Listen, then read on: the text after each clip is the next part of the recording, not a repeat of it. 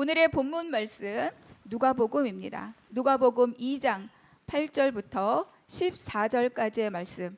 누가복음 2장 8절부터 14절까지의 말씀 우리가 한 목소리로 함께 읽겠습니다. 시작. 그 지역의 목자들이 밤에 밖에서 자기 양떼를 지키더니 주의 사자가 곁에 서고 주의 영광이 그들을 두루 비추매 크게 무서워하는지라. 천사가 이르되 무서워하지 말라. 보라, 내가 온 백성에게 미칠 큰 기쁨의 소식을 너희에게 전하노라. 오늘 다윗의 동네에 너희를 위하여 구주가 나셨으니 곧 그리스도 주시니라. 너희가 가서 강보에 쌓여 그 위에 뉘어 있는 아기를 보리니 이것이 너희에게 표적이니라 하더니 호련히 수많은 천군이 그 천사와 함께 하나님을 찬송하여 이르되 지극히 높은 곳에서는 하나님께 영광이요 땅에서는 하나님이 기뻐하신 사람들 중에 평화로다 하니라. 아멘. 오늘 말씀의 제목은 사람 존귀한 하나님의 형상입니다. 이번 주 내내 날이 많이 추웠습니다. 그렇죠? 그래서 요즘 독감도 유행하고 또 알게 모르게 코로나로 고생하시는 분들도 가끔 보게 됩니다. 모두 건강에 유의하시기 바랍니다. 우리 아까 모두 다 환영했지만 또 옆에 계신 분들에게 이렇게 한번 인사하면 좋겠습니다. 당신은 존귀한 사람입니다. 당신은 존귀한 사람입니다. 네. 제가 좋아하는 여러 가지 단어가 있는데 그 중에 환대라는 단어를 참 좋아합니다. 환대의 이 사전적 정의는 반갑게 맞아주어 후하게 대접함이라고 되어 있습니다. 영어는 우리도 잘 알고 있는 웰컴이라는 단어가 있고요. 또 hospitality라는 단어를 사용하기도 하더라고요. 또 환대뿐만 아니라 환대하다, 이거를 이렇게 찾아보니까 여러 가지 표현이 있는데 그 중에 give a warm reception 이런 표현이 있고요. receive warmly라는 표현이 있었습니다. 그러니까 warm이라는 단어가 많이 포함된다는 것을, 사용되고 있다는 것을 알았습니다. 그러니까 반갑게 맞아주어 후하게 대접함에 열렬한 그 따뜻함이 없다면 아마 대접받는 사람도 그 대접에 대해서 금방 싸늘하다는 것을 금방 눈치챌 것입니다.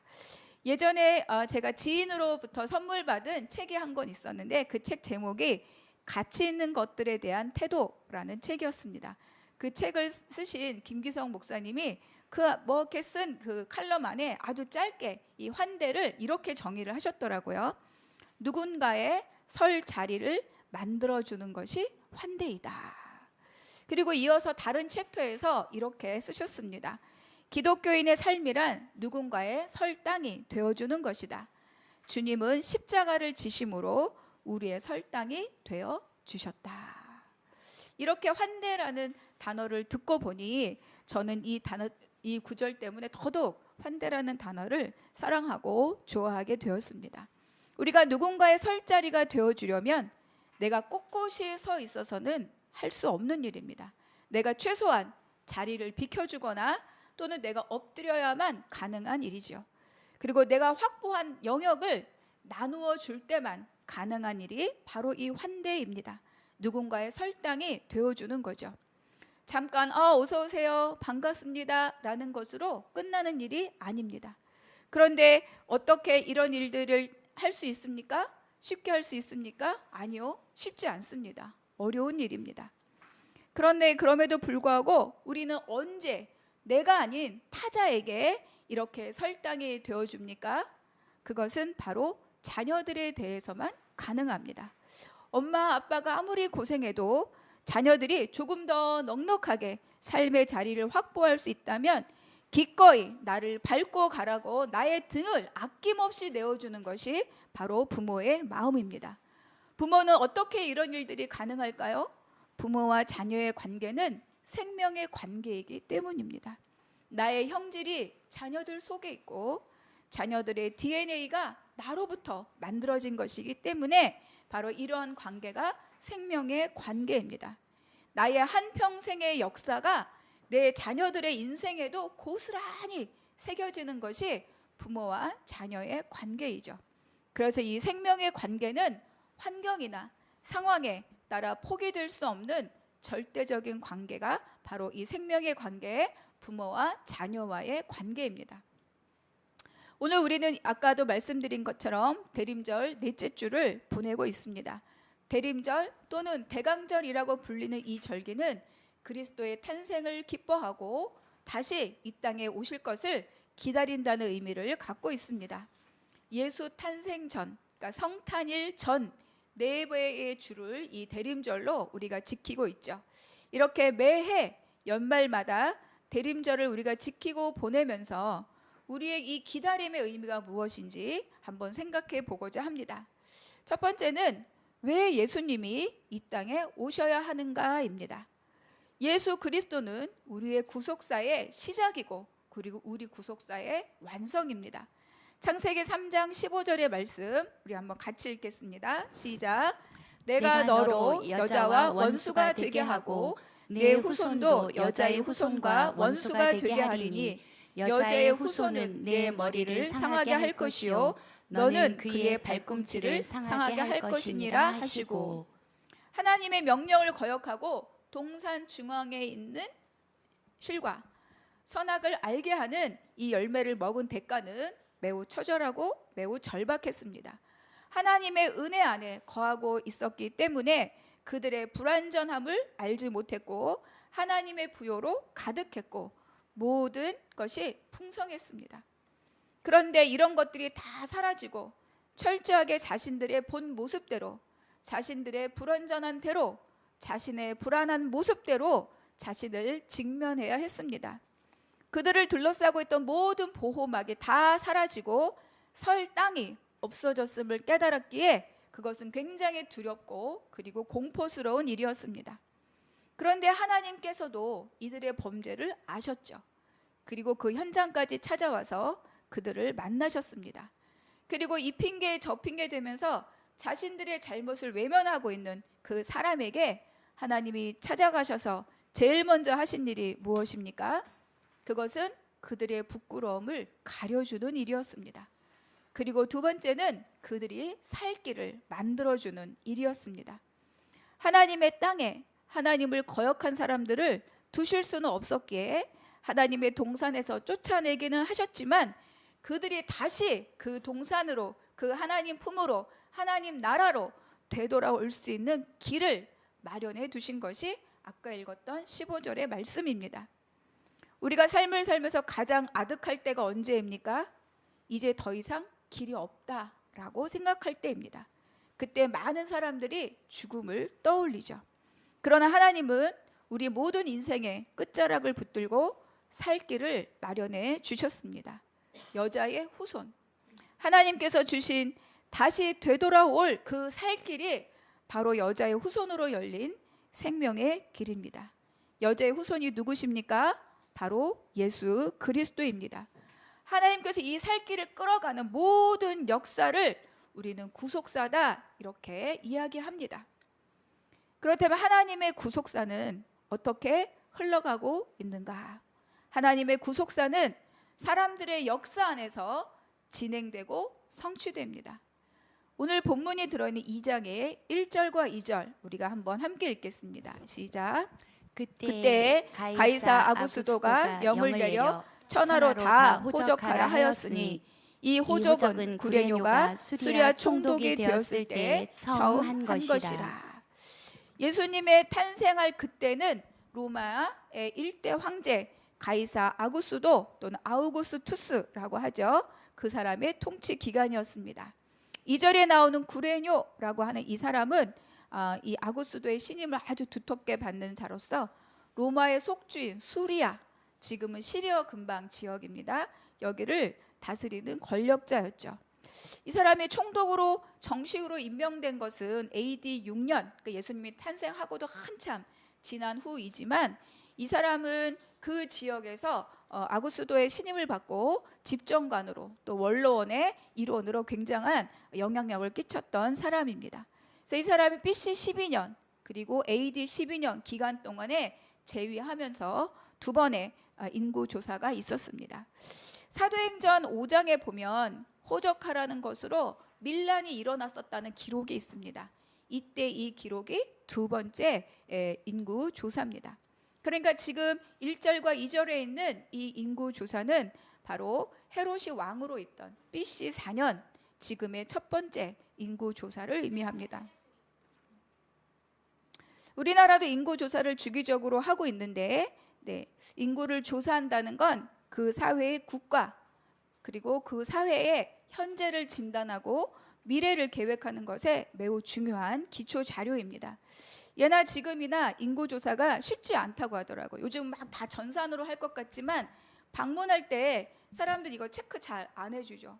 저도 한번 우리 집 앞에 와서 뭣도 모르고 네 대답하고 나갔는데 너무 디테일한 걸 물어보니까 제가 조사로 나온 그 조사원의 신분을 계속 제가 물어보게 됐어요. 맞냐? 신분증 보자. 가짜 아닌가? 나 다 신상 털리는 거 아닌가? 지금이나 그때는 인구 조사가 쉽진 않은데 반드시 필요한 이유가 있죠. 그것은 군사적인 이유 그리고 경제적인 이유가 있습니다. 세금을 부과해야 되고 그리고 군사를 모집해야 했기 때문입니다. 그런데 유대인들은 이 인구 조사에 굉장히 민감하게 반응했어요. 왜냐하면 로마의 지배를 받고 있었던 이 유대인들은 인구 조사를 통해서 어떻게 됩니까? 세금을 내야 되는 거죠. 그래서 정치적인, 경제적인 그런 이 주권이 없었던 이들 때문에 제가 잘 이해한 건지 모르겠네요. 이거 제가 네, 죄송합니다. 이런 일도 있죠. 네. 이 자기들의 현실을 확인시켜 주는 게 바로 이 인구 조사입니다. 그래서 그런 어쩔 수 없이 이 호정 명령이 떨어지자 유대인들은 관습에 따라 고향으로 돌아가게 되었고 요셉과 마리아도 그 길에서 예외일 수 없었습니다. 그러니까 세상은 로마를 중심으로 황제를 중심으로 돌아가고 있지만 그런데 하나님께서는 이 호정 명령을 통해서 하나님의 예언을 성취하고 계시다는 것을 발견하게 됩니다. 우리 미가서 5장의 2절 말씀 함께 읽겠습니다. 시작. 베들레헴 에브라다야 너는 유다 족속 중에 적을지라도 이스라엘을 다스릴 자가 내게서 내게로 나올 것이라. 그의 근본은 상고에 영원에 있느니라. 우리는 하나님 나라의 일과 사람의 일이 별개라고 오해하는 경우가 많이 있습니다. 성과 속이 다르다고 생각할 때가 있죠. 그러나 하나님 나라의 일은 하나님의 구속사는 세상과 동떨어져 있는 다른 세계 일이 아니라 우리가 매일 먹고 마시고 사는 일상과 시간과 역사 속에서 성취되어 가고 있습니다. 생각해보니 우리 한나무 교회도 마찬가지입니다. 저는 언젠가 교회를 개척하겠다 이런 마음을 갖고 목회를 한 것은 아닙니다. 그러나 나는 한 명의 목회자로 교회에 대한 많은 질문들을 갖고 있었죠. 어떤 교회가 생명력을 갖고 생육, 번성, 충만하게 할 수 있는가? 어떤 교회가 또 다른 교회, 또 다른 사람의 설 땅이 되어줄 수 있는가? 이런 질문을 갖고 있었지만 그렇다고 해서 제가 목회 현장에서 앞으로 개척할 것을 준비한다라는 마음으로 목회 현장에 있지는 않았습니다. 그저 날마다 맡겨진 사역과 목양 현장을 성실히 감당하는 것이 제 일이었습니다. 그리고 또 교회 질서를 벗어나지도 않으나 그러나 안주하지 않는 그런 것이 나의 삶이었죠. 그러니까 그렇게 성실하게 쌓여진 이 시간들이 하나님의 때에 하나님의 사람들과 더불어 하나님이 드러내게 하신 것이 이 한나무 교회라고 믿습니다. 교회를 함께 시작한 우리 성도들이 제가 그런 부탁을 한 적이 없어요. 내가 언젠가 개척하면 나를 따르라. 이런 부탁을 드린 적이 없습니다. 또 함께 시작한 우리 성도님들도 목사님 언젠가 개척하면 우리 다 따라갈게요 라고 약속한 적 없으시죠? 각자 자신의 삶의 현장을 잘 살아내고 있었는데 그러나 어느 날 하나님께서 이 한나무를 통해서 함께 만나게 하시고 예배하게 하셨습니다. 그렇기 때문에 우리의 모든 관계는 이 한나무 교회를 중심으로 더 깊어지고 더 넓어질 새로운 구속사의 관계로 다시 시작된 것입니다. 요셉과 마리아의 여정을 보겠습니다. 4절과 5절 함께 읽습니다.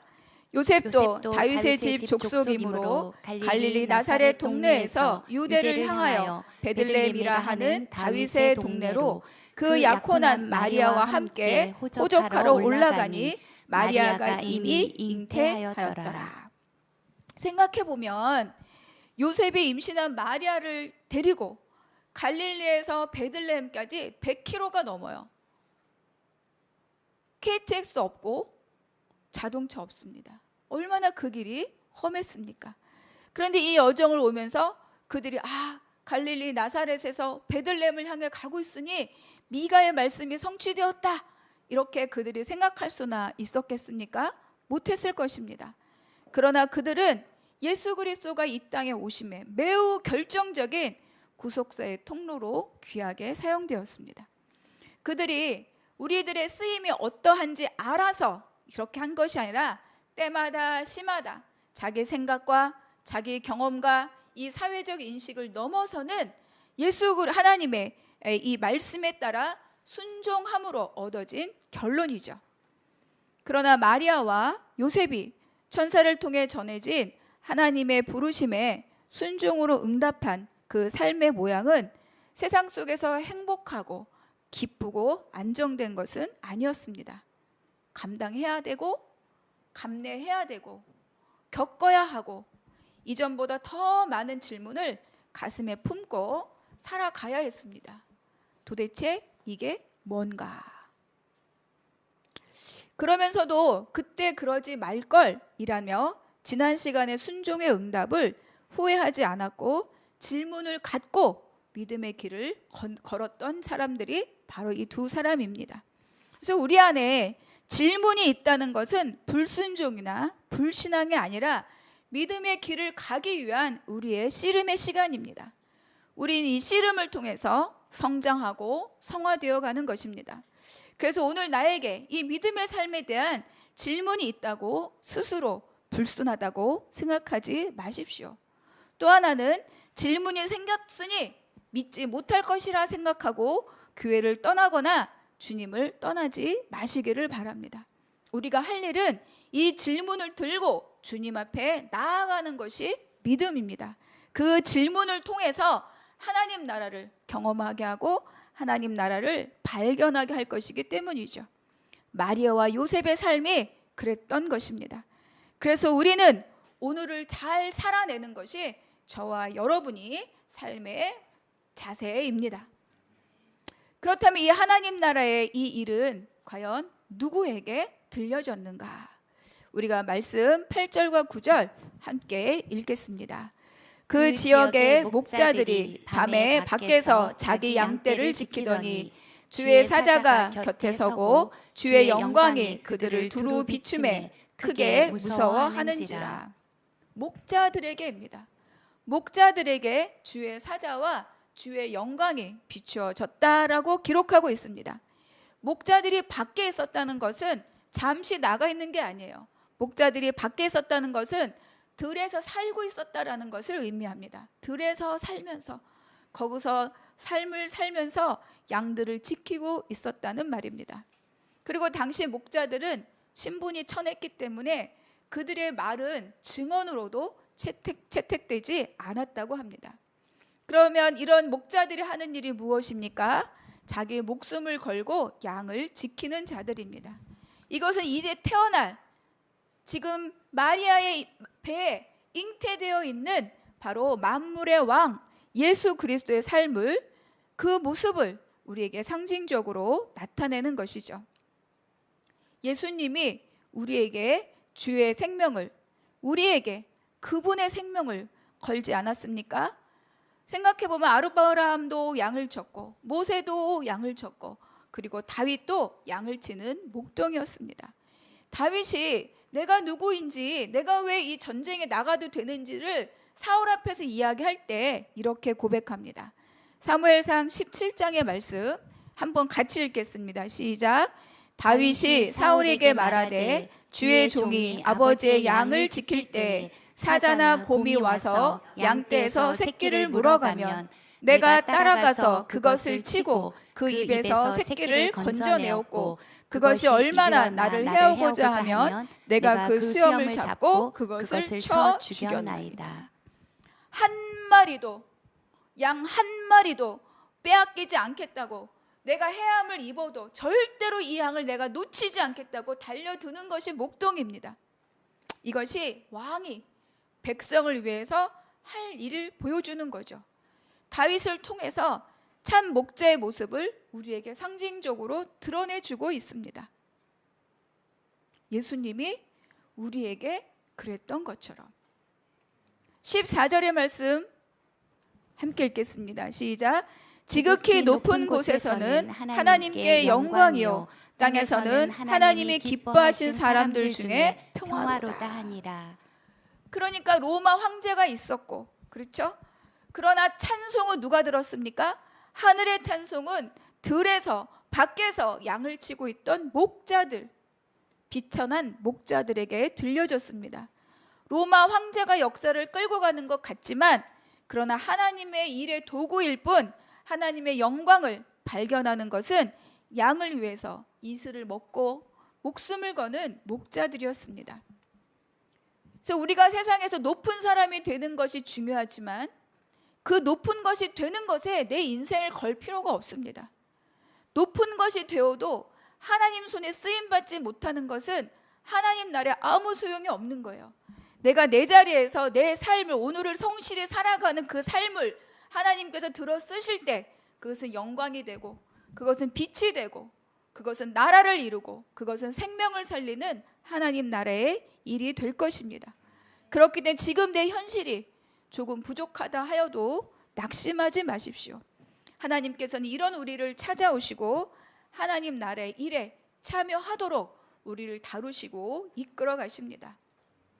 그렇다면 이렇게 주님의 오심이 왜 우리에게 큰 기쁨의 소식입니까? 10절과 11절 함께 읽겠습니다. 시작. 천사가 이르되 무서워하지 말라. 보라, 내가 온 백성에게 미칠 큰 기쁨의 좋은 소식을 너희에게 전하노라. 오늘 다윗의 동네에 너희를 위하여 구주가 나셨으니 곧 그리스도 주시라. 예수님의 나심은 우리에게 자유이고 우리에게 회복입니다. 하나님을 거역하고 에덴 동산에 쫓겨난 아담과 하와의 삶이 어떠했는지 우리는 창세기 말씀을 통해서 잘 알고 있어요. 참 평안이 없었습니다.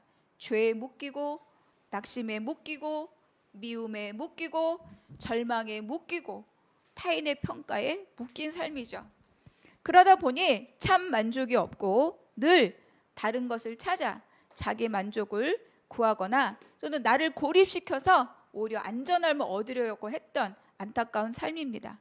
그러나 그 자리에 기쁨과 만족이 있을 리가 없습니다. 왜 그렇습니까? 우리의 빈 자리는 세상 것이 없어서가 아니라 오직 하나님의 빈 자리이기 때문입니다. 예수는 누구십니까? 바로 하나님의 본체이십니다.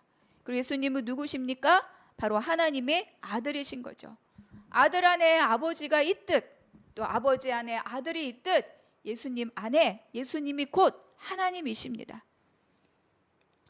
그렇기 때문에 처음 모든 살 길이 다 끊어진 그때 하나님께서 유일하게 우리에게 참 생명, 살 길을 주셨는데 그것이 바로 여자의 후손 예수 그리스도.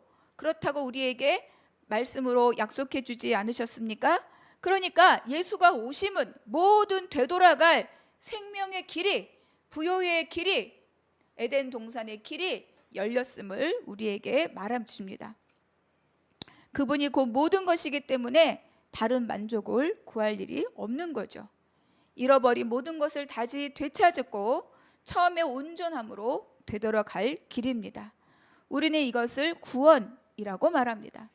너희를 위하여 구주가 나셨으니 곧 그리스도 주시니라. 그렇다면 예수님이 굳이 사람의 모습을 입고 사람으로 이 땅에 오신 이유가 무엇입니까? 바로 사람 때문입니다. 창세기 1장의 말씀 27절과 28절만 함께 읽겠습니다. 시작. 하나님이 자기 형상 곧 하나님의 형상대로 사람을 창조하시되 남자와 여자를 창조하시고 하나님이 그들에게 복을 주시며 하나님이 그들에게 이르시되 생육하고 번성하여 땅에 충만하라. 땅을 정복하라. 바다의 물고기와 하늘의 새와 땅에 움직이는 모든 생물을 다스리라 하시니라. 하나님은 사람에게 하나님의 모든 것들을 다 맡기셨어요. 위임하셨습니다. 그리고 그것이 하나님의 자랑이요 하나님의 기쁨이었습니다. 그런데도 그것을 잃어버린 것은 누구입니까? 바로 사람입니다. 예수님이 이 땅의 구원자로 다시 오심은 우리로 하여금 잃어버렸던 모든 것을 다시 회복하고 원상복구하는 그 길로 우리와 함께 가기 위함입니다. 원래 사람은 누구입니까? 하나님의 형상입니다. 스펙으로 평가받는 것이 아니라 다른 사람의 소리에 의해서 결정되는 존재가 아니라는 거죠. 비교 평가받는 존재가 아니라 그 존재로 이미 존귀한 하나님의 형상입니다. 우리 옆 사람에게 이렇게 한번 인사하면 좋겠습니다. 당신은 존귀한 하나님의 형상입니다. 당신은 존귀한 하나님의 형상입니다. 실패감, 외면, 소외, 환대받지 못했던 기억, 거절감 그 모두를 거절하십시오. 그것은 하나님이 내게 주신 것이 아닙니다.